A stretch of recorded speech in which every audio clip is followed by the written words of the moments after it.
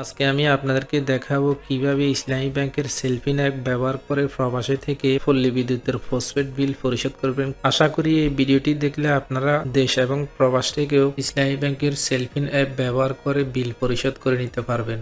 তো চলুন আর কথা না বাড়িয়ে মূল ভিডিও শুরু করা যাক।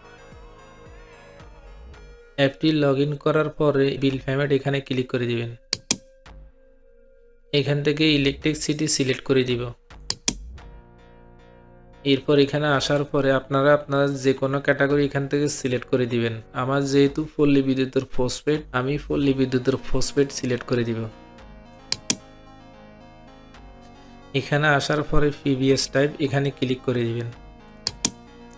এরপর আমি আমার জেলাটা সিলেক্ট করব, আপনারা আপনাদের জেলা সিলেক্ট করে দিবেন। তারপর এখানে অ্যাকাউন্ট নাম্বারটা বসাতে হবে, অর্থাৎ বিলের অ্যাকাউন্ট এসএমএস নাম্বারটা এখানে বসাতে হবে। বিলের এসএমএস অ্যাকাউন্ট নাম্বারটা বসানোর পরে নেক্সটে ক্লিক করে দিবেন। এরপর এই পেজে আসার পরে এখানে সেলফিনের পিন নাম্বারটি বসাতে হবে। সেলফিনের পিন নাম্বার বসানোর পরে এখানে সাবমিটে ক্লিক করে দিবেন।